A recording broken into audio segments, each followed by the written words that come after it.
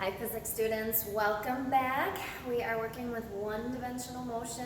These are going to be a few hints about how to set up the level 1 problems. So I'm going to move out of the way and I am going to work our way through the level 1 helping you set up problems if you got stuck along the way. First thing, all the tips for success. Anything moving downward has to become negative. Even if it's a height, if it's going to fall in the downward direction, it gets a negative sign in front of it, and that is just to cancel out the negative of gravity so that you can take the square root of a positive number in the end. If a number comes out negative in a calculation, it's telling you that it's either falling in the downward direction or it's slowing down. The acceleration due to gravity near the Earth's surface is negative 9.8 meters per second squared. If you throw an object up at the top of the flight, it has no speed. It hits 0 before it turns around and comes back down. If you throw something straight up and it's in the air for 8 seconds total, to just get up, it would take just half. Time up has to equal time down. And then the last two, if you drop an object, automatically two things are given. VI is equal to 0 and A is equal to negative 9.8 meters per second squared. And finally, if an object falls due to gravity, is it moving at a constant speed? People answer yes to this all the time, so check this for me. The correct answer is no. When you fall, you are accelerating. Which means you are picking up speed along the way. You are not moving at a constant speed, you are getting faster and faster and faster. All right, walking through the next couple of problems. I'm just going to help you get them set up. I'm not going to do the work for you. You are going to be on your own for that. All right, if your car is able to accelerate from 0 to 60 miles per hour in 3.5 seconds, find your acceleration. First thing, we got to find the three variables that we automatically know. To solve any problem, you have to have three numbers to begin with. On here, the numbers are spelled out for us. We've got a 0, we have a 60 miles per hour, which has to be converted to meters per second before you start, not at the end, and then we have a time as well.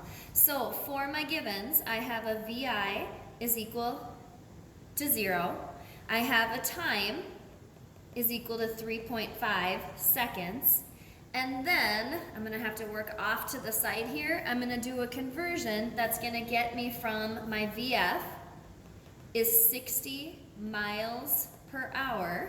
I need to convert that into meters per second. 1 mile is 1609 meters. In 1 hour, there's 3,600 seconds, which gives me a final velocity of, multiply across the top, 60 times 1609, divide by 3,600, and you have 26.8 meters per second. So before I start, I have a VI, a VF, and a delta T. The question is asking for acceleration. That's A. You're going to look through your equations. You have three different equations that have A in it. You just have to look and see which one you have enough information to solve. We do not have a distance. So anything with delta X or delta Y in it, we can't use that equation yet.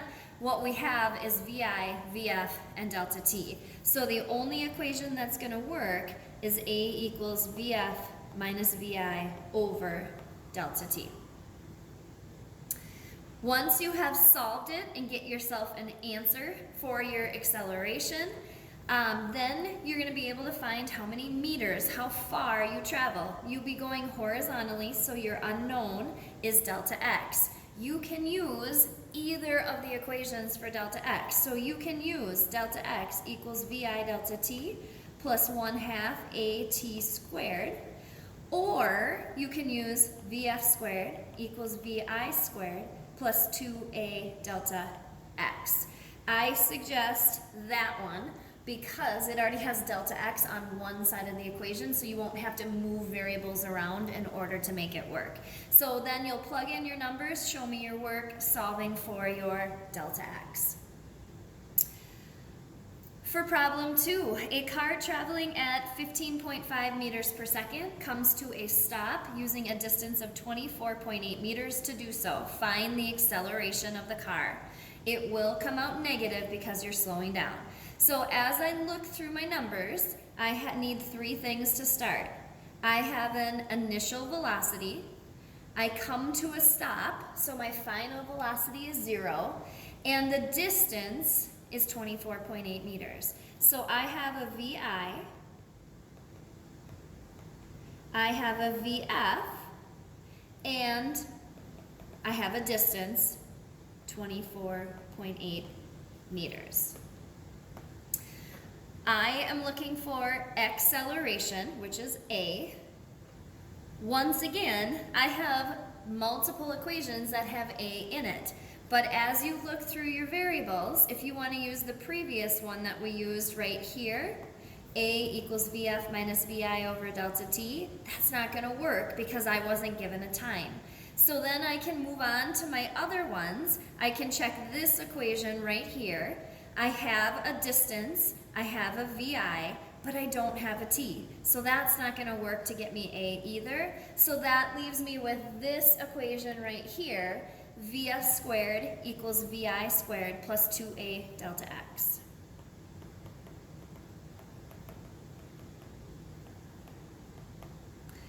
These ones are a little bit trickier because you have to square them first to get yourself numbers, then you have to subtract to the other side, and then you have to divide. You will end up with a negative number because it's slowing down, it's a deceleration. Lastly, number 3, hints for this. You just need a second person at your house. You need somebody to hold a ruler for you, and they just hold it. You put your fingers at the 0 mark, and you don't touch it.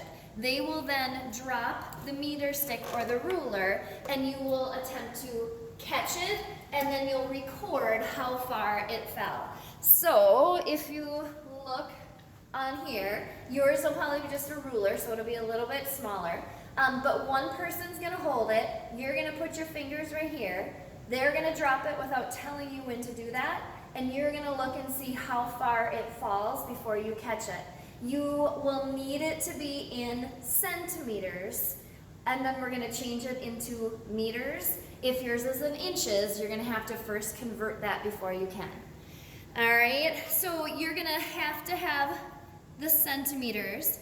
To change it into meters, you just divide by 100. And then we just have to remember that will go here, whatever it is, however far it fell in meters. We just have to remember it's a falling object. So 2 things we know automatically. VI, initial velocity, has to be 0. And it falls because of gravity, so A is negative 9.8 meters per second squared.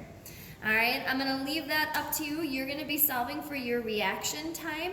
How much time did it take in order for you to catch it? That would be your reaction time. You're going to work your way through knowing those 3 variables and try and figure out which equation will get you to the right spot. Hopefully that helps you out a little bit. Send me questions if you get to them. Thank you.